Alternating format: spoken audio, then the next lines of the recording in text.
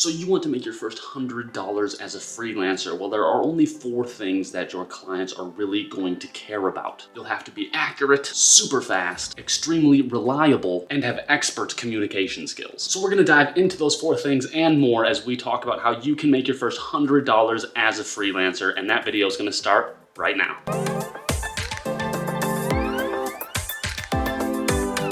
Of the 4 things we discussed, accuracy, speed, reliability, and communication skills, it's really hard to determine which one is going to be the most important to whichever client. For example, some don't really care about your communication skills, they don't want to hear from you, they just want the work done and they want it back ASAP. Now, of course, all your clients are going to want everything back accurately and quickly, and they want you to be reliable and meeting your deadlines. So if you can effectively communicate to clients that you're going to be accurate, reliable, and fast with your work, well, then making your first $100 as a freelancer isn't going to be as difficult as some people might think. Now, with those 4 qualities in mind that you have to be able to control if you want to be a solid freelancer, let's dive into actually making that first $100.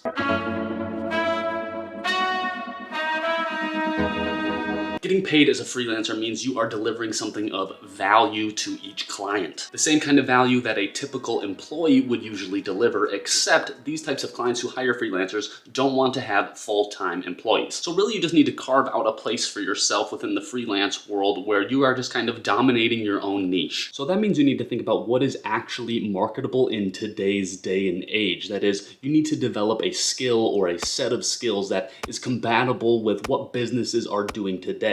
And what are businesses doing today? Well, obviously with the advent of the internet, a lot of businesses have moved their storefronts online. And in those online storefronts, you're going to see written word, videos, photographs, things like that. A lot of that is taken by freelancers. There are also pages that need translation services or website design and businesses that need logos. These are all things that freelancers can do for businesses. So exactly what type of businesses and niches are open to freelancers? Well, pretty much any kind of niche that actually has products to sell is going to be available and attackable for freelancers. So what sells stuff? Well, let's look at the health industry, for example. People sell yoga mats and fitness subscriptions. In the parenting niche, they sell books and toys. There are obviously businesses online that sell gadgets, everything from camera and lights to audio to car parts. The travel industry sells everything from experiences to goods. Freelancing for food and drink means you actually get to enjoy your work as well while you're producing. And talking about finances online is always a good way to generate some extra cash, not just for yourself, but for others as well. But you really have to just pick your own niche. You can't just grab one that you think is going to be profitable, because in the end, even if you do become profitable in that niche, you might not be very happy with it if you don't enjoy it. So just think about that.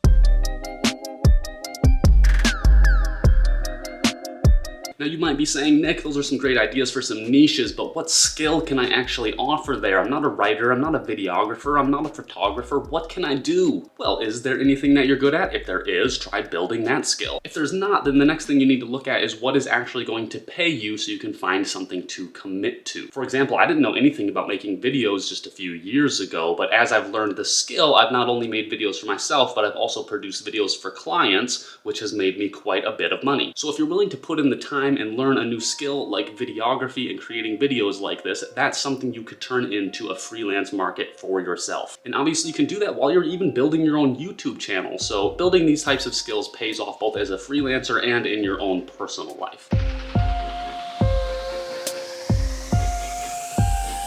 I did mention a few niches that you might want to look into, but how do you really pick a niche that's going to be right for you? Well, obviously you have to enjoy it, but you have to make sure that there's actually money within that niche as well. So start looking around. How many products are out there? How many businesses are out there that are actually doing successfully in said niche? How many products do they sell? The main question is, are businesses making money? If they are, you can get a chunk of that change by freelancing for them.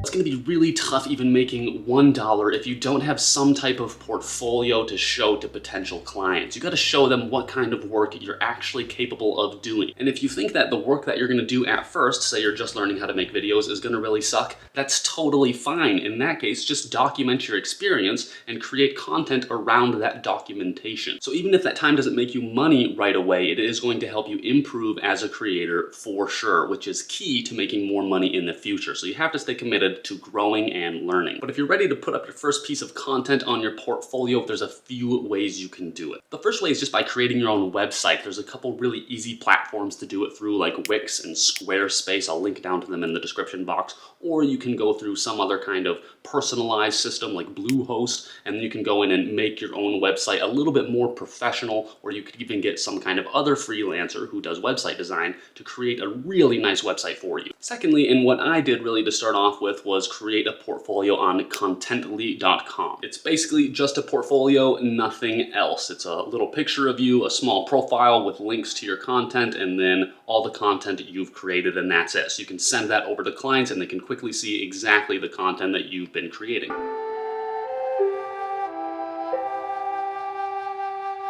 Now, a lot of people think that if you're going to be a freelancer, you have to have that blog and website, you have to have that portfolio, but you don't necessarily, because there's another way to make money as a freelancer without even using those things, and that's through using online agencies. Some of my favorite ones include Upwork, People Per Hour, and Fiverr.com. It's a great place to really get started, get jobs, and build your reputation so you can eventually make even more money in the future. But if you don't want to work with those agencies because they can take, 10, 20% of each contract, well, there are other places to find clients online. You can go to any kind of social media, for example, especially LinkedIn, where people are really in the business mindset.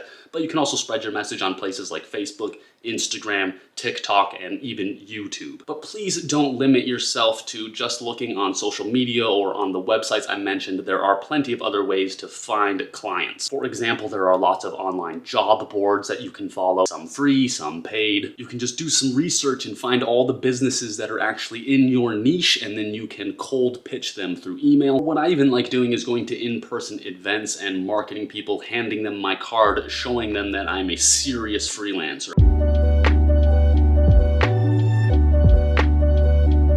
A lot of what I've talked about is going to be able to make you much more than $100 online. First, you have to make that first $100 as a freelancer. So how do you get there? You start off with making just $1. Just take any job that fits, any job that gives you experience within the realm, within the niche, within the skill that you are building and working on. I don't care what it pays you starting off with, because you are new to this. You are not going to get paid well starting out. But thankfully, you can put all that content into your portfolio, which will help you pitch to further customers, and ones that pay a lot better. If you think I'm joking about that, I'm very much not. One of the first freelance things I ever did was write an entire book for $10. But it helped me build my confidence and my portfolio, which has led to me being able to freelance full-time and make more money than I ever made as a teacher. So if you want to freelance, you just have to realize that you're going to have to work hard, grind it out, and eventually the success will come. It's going to take time. Now, to get started, you can click on this video right here to learn more, or YouTube would even recommend that you watch this video right here.